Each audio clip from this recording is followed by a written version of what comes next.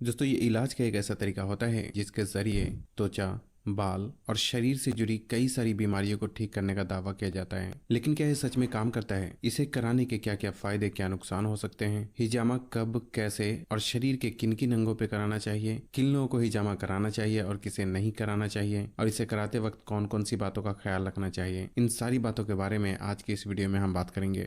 सबसे पहले बात करते हैं कि हिजामा होता क्या है और ये किस तरह से काम करता है। दोस्तों एक समय के बाद हमारे शरीर का गंदा खून चमड़ी के नीचे वाले हिस्से में आकर जमा होता है, जिसे शरीर से बाहर ना निकालने पर ये कई सारी बीमारियों का कारण बनता है। और इसी गंदे खून को निकालने के लिए हिजामा थेरेपी का इस्तेमाल किया जाता है, जिससे कि खून साफ होता है और कई सारी बीमारियां धीरे धीरे ठीक होने लगती है। हिजामा को कपिंग थेरेपी के नाम से भी जाना जाता है, जो कि ऑलमोस्ट 3 तरीके के होते हैं: डायनेमिक कपिंग, ड्राई कपिंग और wet cupping. Basically dynamic cupping शरीर में मसल स्ट्रक्चर को सॉफ्ट करने और ब्लड के सर्कुलेशन को इम्प्रूव करने के लिए किया जाता है। ड्राई कपिंग की प्रक्रिया में कप के अंदर वैक्यूम क्रिएट किया जाता है, जिससे कि आसपास के गंदे खून कप के नजदीक आकर जमा हो जाते हैं। और वेट कपिंग की प्रक्रिया में स्किन पर हल्के हल्के कट लगाकर उस गंदे खून को बाहर निकाला जाता है। बेसिकली हिजामा ड्राई कपिंग और वेट कपिंग का एक कॉम्बिनेशन होता है, जिसमें पहले ड्राई कपिंग के जरिए गंदे खून को कप के आसपास ट्रैप किया जाता है और फिर हल्के हल्के कट लगाकर उस खून को खींच दिया जाता है। अब यहाँ 3 अहम सवाल ये उठता है कि हिजामा कराने के क्या क्या फायदे हो सकते हैं, क्या इसे कराने में दर्द भी होता है, और स्किन पर कट लगने की वजह से हुए निशान को मिटने में कितने समय लगते हैं। दोस्तों हिजामा कराने के अनगिनत फायदे होते हैं, जिसे गिनकर तो बिल्कुल भी नहीं बताया जा सकता, क्योंकि ज्यादातर बीमारी खून में गंदगी जमा होने की वजह से ही शुरू होती है। और हिजामा करने की प्रक्रिया में शरीर के अंदर से गंदे खून को खींचकर बाहर निकाल दिया जाता है, जिससे कि बॉडी में एक हल्कापन महसूस होने के साथ साथ कई सारी बीमारियां भी धीरे धीरे ठीक होने लगती है। जहां तक दर्द और स्किन पर आए निशान का सवाल है, तो यहाँ इस बात का समझना जरूरी है कि हिजामा की प्रक्रिया में कट्स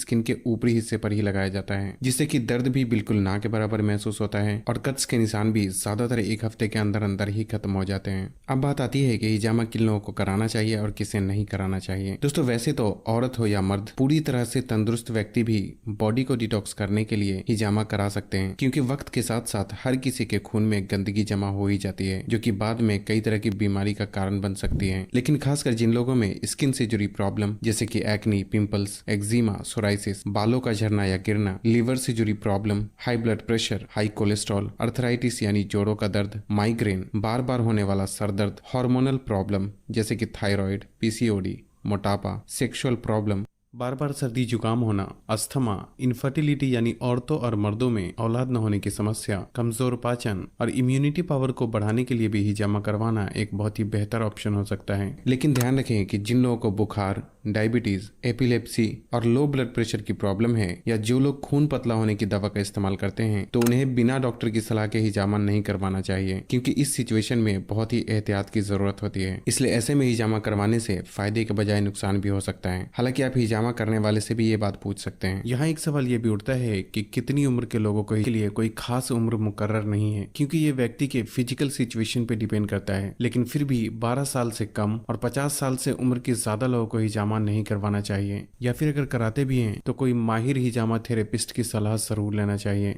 अब बात आती है कि शरीर के किन किन हिस्सों पर हिजामा करवाना चाहिए। दोस्तों हर अलग अलग प्रॉब्लम के लिए शरीर के अलग अलग हिस्से पर हिजामा किया जाता है, इसलिए आपको जो भी प्रॉब्लम है वो हिजामा थेरेपिस्ट यानी हिजामा करने वाले को बताएं, क्योंकि उन्हें पता होता है कि किस प्रॉब्लम में शरीर के कौन से हिस्से पर हिजामा करवाना चाहिए।